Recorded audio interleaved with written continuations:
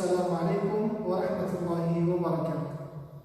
Alhamdulillah rabbil alamin, wassalatu wassalamu ala asyrafil anbiya'i wal mursalin wa ala alihi wa sahbihi ajma'in. Allahumma la 'ilma lana illa ma 'allamtana innaka antal 'alimul hakim. Allahumma 'allimna bima yanfa'una wanfa'na bima 'allamtana wa zidna 'ilman ya rabbal alamin. Allahumma la sahla illa ma ja'altahu sahla wa anta taj'al hazna idha syi'ta sahla. أيها أبناء الطلبة المحبوبة، نلتقي مرة أخرى في هذا الفصل المبارك بمادتنا سيرة نبوية، وموضوعنا في هذا اليوم المبارك إن شاء الله سوف نتكلم عن رضاعة النبي صلى الله عليه وسلم.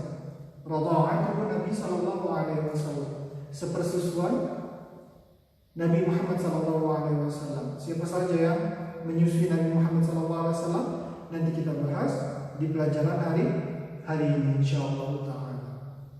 Baik. قبل أن نأتي إلى موضوعنا، قد تكلمنا عن مولود النبي صلى الله عليه وسلم في أسبوع قبل الاختبار. ذلك الموضوع موضوعنا الأخير قبل الاختبار. تكلمنا عن مولد النبي صلى الله عليه وسلم، تكلمنا أين ولد النبي صلى الله عليه وسلم ومتى ولد النبي صلى الله عليه وسلم وكيف حال أبيه عندما ولد النبي صلى الله عليه وسلم وكل شيء عن مولد النبي صلى الله عليه وسلم قد تكلمنا عنه. Semua yang berkaitan dengan kelahiran Nabi Muhammad SAW telah kita pelajari di usbu', di minggu sebelum ikhtibar, sebelum ujian tengah semester. Baik, والآن سوف نتكلم عن رضاعته Nabi sallallahu alaihi wasallam.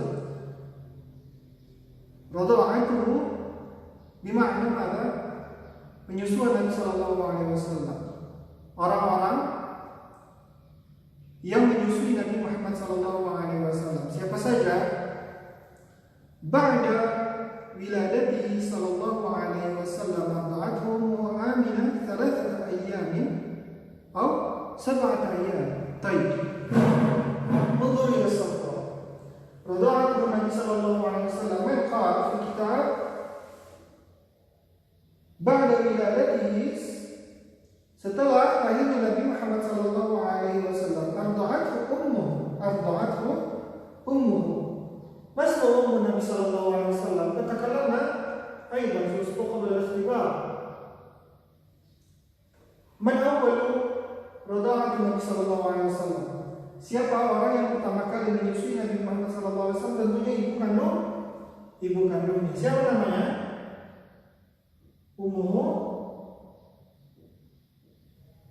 Aminah.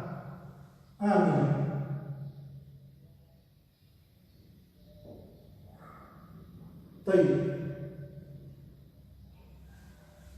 أول من رضع النبي صلى الله عليه وسلم هي أمه Masnuah Aminah. Dia adalah orang yang pertama kali menyusui Nabi Muhammad sallallahu alaihi wasallam. Jadi ketika nanti ada soal yang menanyakan tentang siapa orang pertama yang menyusui Nabi Muhammad SAW, man awwalu marra rada'at Nabi sallallahu alaihi wasallam, mal jawab? Jawabannya apa? Ummuhu Aminah. Jawabannya ibunya yaitu Aminah. Thumma wa kanat hadanathu ummu Ayman barakat al-Habasyiyah. Nah, setelah ibunya yang menyusui, kemudian Nabi Muhammad SAW juga disusui oleh Ummu Ayman. Ibunya Ayman, Ummu Ayman. Dia adalah orang yang kedua yang menyusui Nabi Muhammad SAW.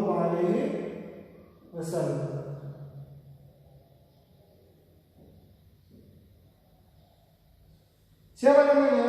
Barakah al-Habasyiyah.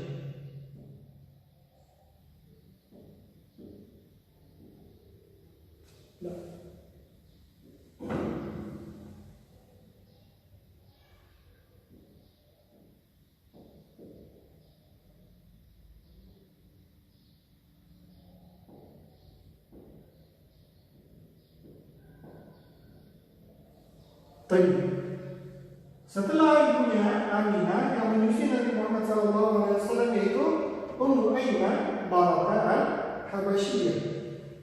Kemudian yang ketiga siapa? Thumma arba'athu Thuwaybah Maulat Abi Lahab Ayyan. Ummu Aminah ibunya, ibu kandung Nabi Muhammad SAW menyusui Nabi Muhammad SAW selama berapa hari? Sebagian ulama berbeda pendapat tentang berapa hari Nabi Muhammad SAW disusui oleh ibu kandungnya yaitu Aminah. Beberapa pendapat berkata bahwa Nabi Muhammad SAW itu disusui oleh ibunya selama salasa ayam, selama tiga hari. Kemudian beberapa ulama yang lain mengatakan bahwa Nabi Muhammad SAW disusui oleh ibunya Aminah selama sab'at ayam. Berapa hari? 7 hari. Kemudian setelah ibunya yaitu Ummu Aiman. Setelah Ummu Aiman di kitab dikatakan tsumma arda'athu Thuwaybah maulatu Abi Lahab ayyam. Kemudian sisanya yang menyusui Nabi Muhammad SAW itu adalah Thuwaybah.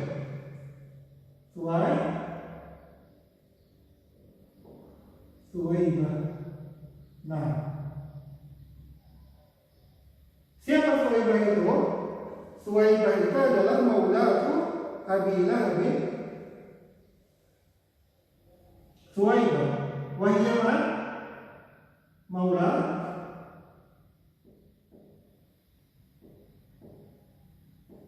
Abi Lahab.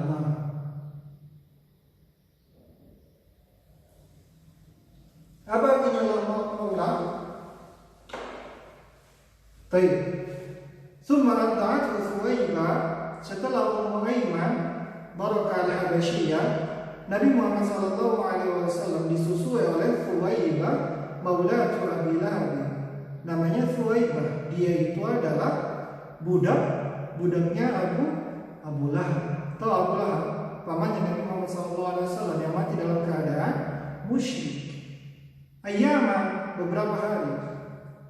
Yaqulu Rasul sallallahu alaihi wasallam, Nabi Muhammad sallallahu alaihi wasallam berkata, jadi Thuwaybah ini sengaja dibebaskan oleh Abu Lahab. Tadinya Thuwaybah ini kan dia kedudukannya sebagai budaknya Abu Lahab, budaknya paman Nabi Muhammad sallallahu alaihi wasallam. Kemudian setelah lahirnya Nabi Muhammad sallallahu alaihi wasallam, ketika lahirnya Nabi Muhammad sallallahu alaihi wasallam, Abu Lahab ikut gembira, ikut senang. Kemudian dibebaskanlah budaknya ini yang bernama Thuwaybah ini spesial untuk menyusui Nabi Muhammad sallallahu alaihi wasallam. Dan yaqulu Rasul sallallahu alaihi wasallam di sini, Nabi Muhammad sallallahu alaihi wasallam berkata,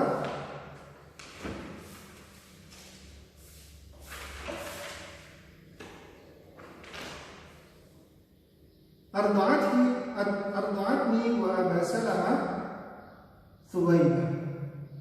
Aku telah disusui, aku dan Abu Salamah telah disusui oleh Thuwaybah. Jadi Nabi Muhammad SAW berkata dalam hadisnya di kitab Sahih Bukhari mawjud, Arda'atni wa Aba Salamah Thuwaybah.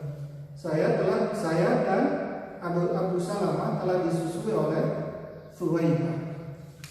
Qala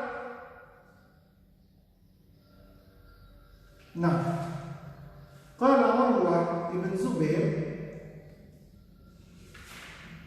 dan ada sebuah riwayat sebagian para ulama mengatakan hadis ini hadis yang setelahnya ya, hadis tentang dari Urwah bin Zubair. Hadis setelah yaqulu Rasul ini ada hadis lagi, qala Urwah bin Zubair radhiyallahu taala anhu, wujud fi safha 54 halaman 54. Hadis ini sebagian para ulama mengatakan bahwa hadis tersebut adalah hadis dhaif, hadis yang tidak sahih. Tapi nggak apa-apa, kita tetap pelajari dan kita ambil manfaatnya jika ada. Jadi tidak semua hadis dhaif, tidak semua hadis yang tidak sahih itu kita buang begitu saja. Ada beberapa manfaat atau faedah-faedah yang kita bisa ambil dari hadis yang tidak sahih. Baik. Hadis ini terkatakan bahwa qala Urwah ibn Zubair radhiyallahu taala anhu, kata Urwah, hadis ini diriwayatkan dari Urwah, bukan perkataan Nabi Muhammad sallallahu alaihi wasallam. Urwah bin Zubair radhiyallahu taala anhu berkata, wa Thuwaimah maulatu ali Abi Lahab wa kana Abu Lahab a'taqaha. Nah, wa Thuwaimah maulat, Thuwaimah itu adalah budaknya Abu Lahab. Wa kana Abu Lahab a'taqaha itu artinya apa? Membebaskan. Yaj'aluha hurriyah. Menjadikan dia hamba sahaya yang bebas. Jadi dibebaskan Thuwaimah ini oleh Abu Lahab khusus spesial untuk bisa menyusui Nabi Muhammad sallallahu alaihi wasallam. Fa'arda'at an-Nabi sallallahu alaihi wasallam. Kemudian maka dia menyusui Nabi Muhammad sallallahu alaihi wasallam. Falamma mata Abu Lahab, dan ketika Abu Lahab itu meninggal dunia, mati, uriyahu ba'da ahlihi basyara wahida. Nah, dilihatkanlah oleh Allah Subhanahu wa taala keadaan Abu Lahab di akhirat itu melalui mimpi sebagian dari keluarga Abu Lahab. Sebagian dari keluarga Abu Lahab itu bermimpi tentang keadaan Abu Lahab ketika setelah mati di akhirat.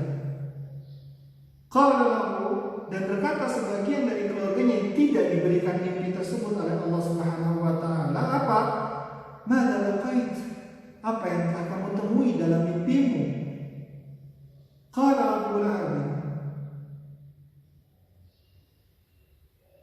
dan mereka bercerita bahwasanya Abu Lahab berkata, lam ulqi ba'dakum, saya tidak menemukan setelah kalian, ghaira anni saqait,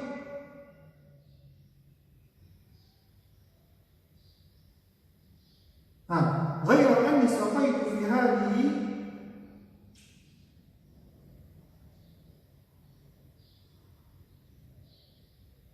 bi'ataqati Thuwaibah. Nah, ghaira anni saqaitu fi hadhihi bi'ataqati Thuwaibah. Nah, apa katanya? Saya tidak menemukan sesuatu apapun kecuali siksaan, ghaira anni, melainkan selain dia mendapatkan siksaan di neraka karena kekafirannya, karena kemusyrikannya, saya telah mendapatkan minuman, diberi minuman oleh Allah Subhanahu wa taala fi hadhihi, di dalam keadaan musyriknya, bi'ataqati Thuwaibah. Karena apa? Karena dia telah membebaskan Thuwaibah, dia telah membebaskan Thuwaibah untuk menyusui Nabi Muhammad SAW. Jadi dia mendapatkan fadilah, mendapatkan keistimewaan, diberikan oleh Allah Subhanahu wa taala minuman. Tentu saja Abu Lahab dalam keadaan dalam keadaan yang mengerikan. Kenapa? Karena dia mati dalam keadaan dalam keadaan kafir, dalam keadaan musyrik. Jadi dia dalam keadaan yang sangat mengerikan ketika itu. Jadi di sini kita bisa ambil pelajaran bahwasanya tetap riwayat ini bukanlah suatu dalil yang menunjukkan bahwa amalan-amalan orang kafir itu akan bermanfaat bagi mereka di akhirat kelak. Tidak, ya, karena Allah Subhanahu wa taala juga berfirman yang artinya apa? Orang-orang kafir itu kami hidupkan, kami hadapkan amalan-amalan mereka di hadapan mereka, kemudian kami jadikan amalan tersebut berterbangan. Artinya apa? Amalan-amalan mereka itu akan sia-sia. Ya, jadi ketika mereka meninggal dalam keadaan kafir, dalam keadaan musyrik, kemudian tidak bertaubat kepada Allah, jadi amalan-amalan mereka itu seketika hilang, seketika sia-sia. Gak ada gunanya amalan-amalan mereka yang mereka amalkan di dunia. Di akhirat kelak diterbangkan oleh Allah, tidak dianggap. Ya, fatabi. Tayyib. Selain mereka bertiga ini yang menyusui Nabi Muhammad SAW, di kitab ini mengatakan bahwa summa qaddamat majmu'atun minan nisa yabhatna 'anil atfal. Kemudian apa? Datang segerombolan para perempuan mencari anak-anak. Jadi pada zaman Nabi Muhammad SAW itu ada beberapa perempuan yang dikaruniai oleh Allah Subhanahu wa taala air susu yang berlebihan. Jadi ketika perempuan itu memiliki air susu, ya, ketika tidak dikeluarkan itu akan menimbulkan penyakit. Faham ya? Jadi mau gak mau harus dikeluarkan. Jadi mereka berbondong-bondong mencari anak kecil yang bisa menyusui susu yang ada di dalam tubuhnya hingga dikeluarkan dan tidak menjadi penyakit. Jadi dapatlah siapa? Halimatus Sa'diyah yang menyusui Nabi Muhammad SAW selama berapa? Mawjud fi 55 halaman 55. Wa ba'da mudhiya sanataini, berarti Nabi Muhammad SAW itu disusui oleh Halimatus Sa'diyah itu selama 2 tahun. Qaddamat bihi ila ummihi, setelah Halimatus Sa'diyah menyusui Nabi Muhammad SAW selama 2 tahun, kemudian Halimah menyerahkan Nabi Muhammad lagi kepada ibunya. Wa hiya harisatun ala baqaihi ma'a, dan dia sangat sungguh-sungguh untuk mempertahankan Halimah ini. Jadi ibunya Nabi Muhammad, Aminah, itu sangat bersungguh-sungguh untuk mempertahankan Halimah untuk tetap bersamanya. Lamma yarawna fihi minal barakah, karena apa? Ada barakah yang ada pada diri yang diserahkan oleh Nabi Muhammad SAW kepada Halimah ini, keistimewaan karena dia telah memberikan manfaat, yaitu susu kepada Nabi Muhammad SAW. Wa qissatu radha'ati Nabi SAW masyhur fi kutub sirah, hakatha Halimatus Sa'diyah radhiyallahu anha. Ya, jadi kisah cerita tentang penyusuan Nabi Muhammad SAW itu masyhur, terkenal di kutub sirah, di kitab-kitab sirah, hakatha yang telah diceritakan oleh Halimatus Sa'diyah radhiyallahu anha. Ya, jadi kenapa para perempuan itu menyusui anak-anaknya? Ya, jadi pada zaman dahulu, kita cerita dulu flashback sebelumnya. Pada zaman Nabi Muhammad SAW itu para ibu-ibu, para perempuan yang melahirkan anaknya, mereka pergi berbondong-bondong untuk pergi ke gurun pasir, ke padang pasir, hanya untuk menyusui anak-anaknya. Ya, jadi irsalun Nabi SAW, begitu juga Nabi Muhammad SAW, irsalun Nabi li radha'ati fil badiyah. Ya, jadi Nabi Muhammad juga itu dibawa oleh Halimatus Sa'diyah fil badiyah, disusui di sana di padang badiyah. Al-badiyah itu padang pasir. Ala adati isyrafil Arab, seperti kebiasaan orang bangsa Arab. Lihikamin nadhkur minha. Mengapa? Karena ada hikmahnya, karena ada hikmah di balik penyusuan di padang pasir. Di antaranya itu awalan anna fi rada'ati sallallahu alaihi wasallam fil badiyah ba'idan 'anil Madinah tajannuban lil awbi'ah. Ya, pada halaman 56. Hikmah, di antara hikmah kenapa para perempuan berbondong-bondong pergi ke gurun pasir, perempuan Arab pergi ke gurun pasir untuk menyusui anak-anak mereka. Karena apa? Ba'idan 'anil Madinah, jauh dari kota. Tajannuban lil awbiyah. Ya, jadi untuk apa? Untuk mencegah epidemi itu. Al-awbiyah itu epidemi, itu wabah, ya, penyebaran penyakit pada daerah yang luas. Jadi dan ramai pengunjung. Jadi ketika itu kan di Mekah itu apa? Banyak orang-orang yang datang untuk haji. Ya, jadi dari seluruh dunia itu, kaum muslimin dari seluruh dunia itu pada datang untuk menunaikan ibadah haji. Jadi mereka pergi ke gurun pasir, ke tempat yang sepi, yang tenang, untuk menjauhi dari wabah ini. Wabah suatu penyakit, ya, suatu penyakit yang ada pada daerah yang luas dan ramai. Itu namanya al-awbiyah.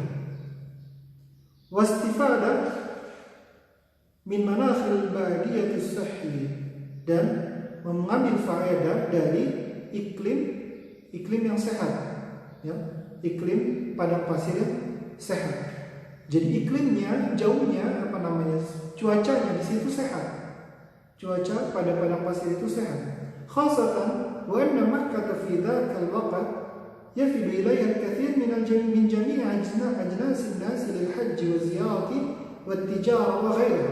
Nah, jadi khususnya pada Makkah, seperti yang saya bilang tadi, khususnya pada Makkah yang pada waktu itu fi dzakal waqt yafidu ilayha al-kathir min jami' ajnas an-nas.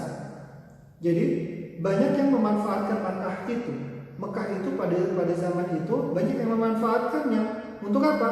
Lil haji, memanfaatkannya untuk haji ke Baitullah, wa ziyarah, dan berziarah, wa kadzalika li at-tijarah, dan juga untuk berdagang, wa ghairihi, dan lain-lain. Mimma yaj'aluha mu'arradatan lil awbiyah akthar min ghairiha. Ya. Jadi itu kejadian-kejadian itu karena banyak yang haji, yang datang ke Mekah untuk ziarah, datang ke Mekah untuk haji, datang ke Mekah untuk tijarah, untuk berdagang, itu menjadikan rentan akan apa? Rentan akan penyakit, wabah yang dinamakan al-awbiyah itu, epidemi namanya, aktsar min ghairiha, lebih banyak, lebih rentan untuk dapat penyakit itu. Walidzalika yansahul murabbuna bil ihtimam bi sihhati tifl. Jadi disitulah kenapa orang-orang itu sangat memperhatikan kesehatan anaknya. Jadi dipindahkanlah ke gurun pasir yang dinamakan apa? Al-badiyah wal khuruju bihi ila al-khala'i wal hawa'i talab. Ya, jadi mereka harus keluar dari Mekah, dari keramaian itu untuk menyusuinya agar mendapatkan cuaca yang sangat bagus dan sehat. Baik. Itu hikmah yang pertama. Hikmah yang kedua,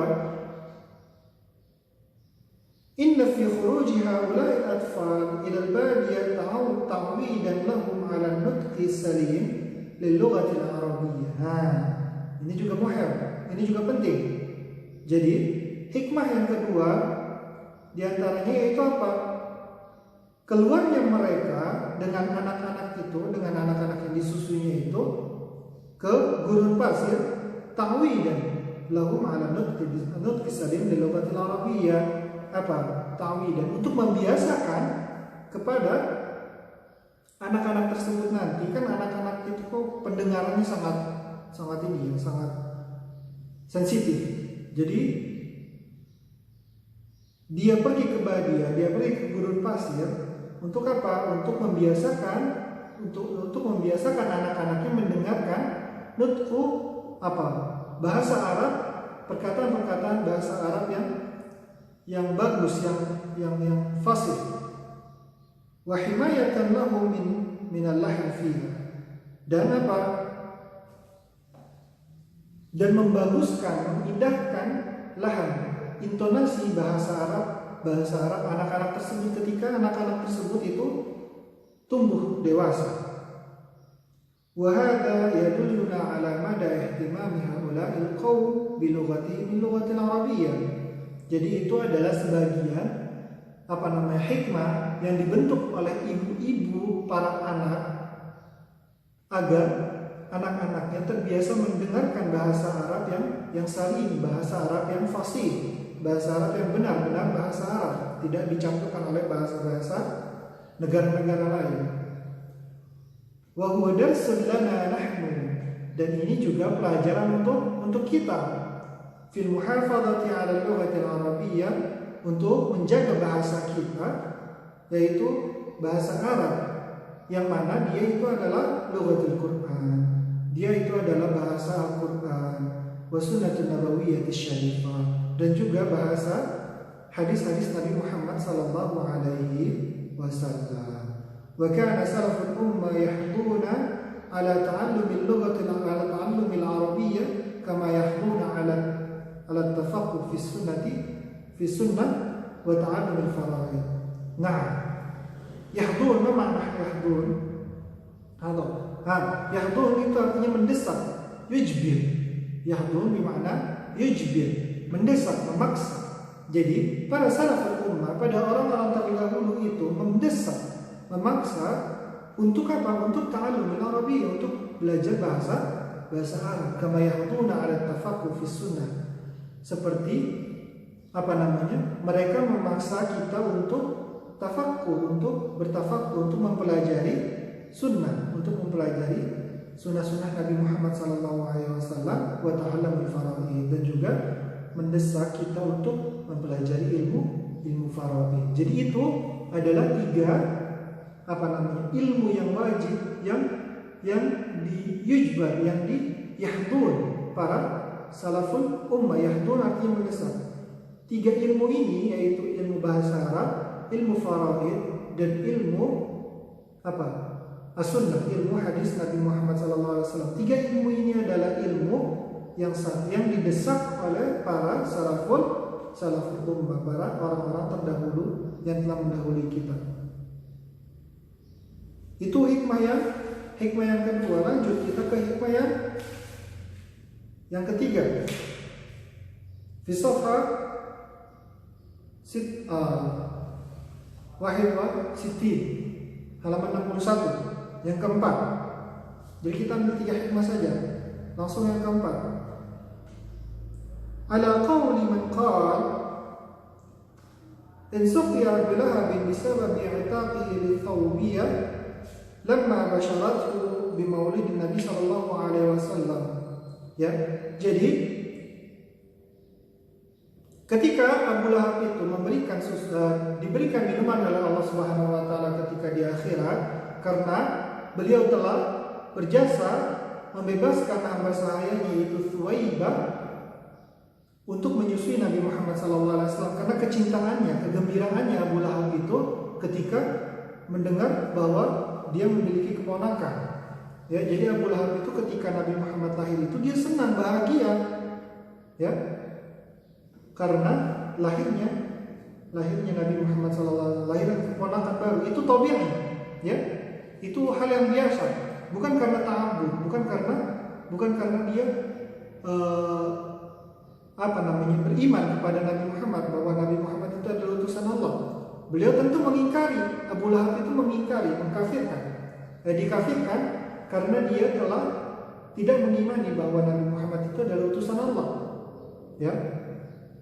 Jadi beliau senang itu bukan karena itu, bukan karena ta'amudiyah, tapi karena hal yang tabi'i, karena hal yang lumrah,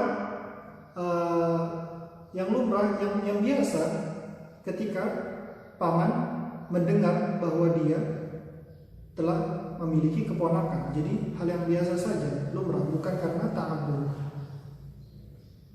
Ila makanati mahabbati Nabi sallallahu alaihi wasallam. Nah, ma fihi min isyarati ila makanati mahabbati Nabi sallallahu alaihi wasallam. Wa anna hubba Abi Lahab bin Rasuli yawmun wulida ja'alahu yusqa. Ya, yang tadi saya bilang, jadi karena dia telah diberikan minuman, diberikan keistimewaan oleh Allah di akhirat, itu diberikan minuman kepadanya karena kecintaan dia kepada karena kelahiran keponakan barunya, itu dia mendapatkan keistimewaan dari Allah. Ma'ana adalah kana musyrikan. Walaupun Abu Lahab itu ketika itu dalam keadaan musyrik, mata ala syirki, dan meninggal dalam keadaan syirik, wa adawat Rasul, dan dia musuh Nabi Muhammad SAW, seperti yang telah kita ketahui. Fa kaifa bil 'abdil muslim? Dan bagaimana dengan kita sebagai hamba muslim, sebagai orang muslim, alladzi yudriku qimata hadhihi al-mahabbah, yang telah mengetahui keistimewaan akan kecintaan kepada Nabi Muhammad SAW. Apa yang akan kita dapat? Kita pasti mendapatkan lebih dari apa yang didapatkan oleh Abu Lahab ketika di akhirat. Dikasih minum oleh Allah walaupun dia dalam keadaan disiksa. Ya, dia dapat keistimewaan seperti itu. Apalagi kita sebagai kaum muslimin yang tahu, yang cinta kepada Nabi Muhammad SAW, akan mendapatkan keistimewaan di akhirat kelak lebih dari apa yang didapatkan oleh Abu Lahab. Ya. Wa yataqarrab biha ila Allah wa yahrisu ala hubbihi. Nah, jadi kita harus benar-benar cinta kepada Nabi Muhammad SAW. Wa qad qala Rasulullah SAW fi hadits muttafaq alaihi. Nabi Muhammad SAW berkata pada hadis yang sahih, muttafaq alaihi, riwayat Bukhari dan Muslim. Apa kata Nabi? La yu'minu ahadukum hatta akuna habba ilaihi min waladihi wa walidihi wan nasi ajma'in. Jadi tidak beriman seseorang di antara kalian sampai dia mencintaiku, mencintai Nabi Muhammad maksudnya, melebihi cintanya daripada dia cinta kepada waladihi, melebihi cintanya kepada anak-anaknya, wa walidihi, dan orang tuanya, wan nasi ajma'in, dan cinta kepada orang-orang lain. Jadi kita mesti cinta kepada Nabi Muhammad dulu, tentu cinta kepada Allah dulu, kemudian cinta kepada Nabi Muhammad. Setelah itu baru kita cinta kepada anak ketika kita sudah menjadi bapak, dan cinta kepada orang tua, kemudian cinta kepada orang-orang lain. Jadi itu adalah hikmah di antaranya dari kisah radha'an Nabi Muhammad SAW, dari kisah penyusuan Nabi Muhammad SAW. Wa fi hadzal hadits jama'a Rasulullah sallallahu alaihi wasallam aqsam al-mahabbah allati takunu bainan nas. Nah, jadi dari hadis ini Rasulullah sallallahu alaihi wasallam mengumpulkan jenis-jenis mahabbah, jenis-jenis kecintaan, di antaranya kepada bainan nas, kecintaan kepada sesama manusia. Wa hiya thalatha, dan dia 3. Jadi ada 3 aqsam mahabbah, ada 3 jenis cinta kepada orang lain, yaitu mahabbati ijlali wa 'azami ka mahabbati walad liwalidi. Apa ijlal itu adalah kehormatan. Wa 'azam artinya kemuliaan. Jadi cinta karena hormat dan cinta karena kemuliaan seorang bapak. Jadi itu cinta yang pertama. Cinta karena hormat dan cinta karena mulia. Seperti cintanya anak kepada seorang bapak, orang yang lebih muda kepada orang yang lebih tua. Itu namanya mahabbati ijlal wa mahabbati idham. Mahabbah, cinta karena kehormatan, karena hormat, dan cinta karena mulia. Cinta yang kedua yaitu mahabbati ishfaqi ka mahabbatil walid li waladihi. Cinta yang kedua yaitu mahabbati ishfaq. Itu cinta karena kasih sayang, cinta karena kasih sayang seperti yang dilakukan oleh seorang bapak, orang tua kepada anaknya. Itu cinta yang kedua, mahabbah ishfaq. Cinta yang ketiga yaitu mahabbati masyakilah wastihsan kamahabbati sa'irin nas. Kemudian cinta yang ketiga itu adalah perihal cinta karena ingin berbuat baik, istihsan, ini ingin berbuat baik, suatu kebaikan, seperti cintanya kita kepada orang-orang lain. Nah, itu 3 cinta. Tetapi ingat ya, 3 jenis cinta yang terdapat dalam hadis Nabi Muhammad SAW, yaitu pertama mahabbati ijlal wa idham, wa mahabbati ishfaq, wa mahabbati masyakil wa istihsan. طيب هذا الذي ما أستطيع أن أشرح لكم في هذه الفرصة الطيبة لعلكم تستفيدون ولا تنسوا مراجعة الدروس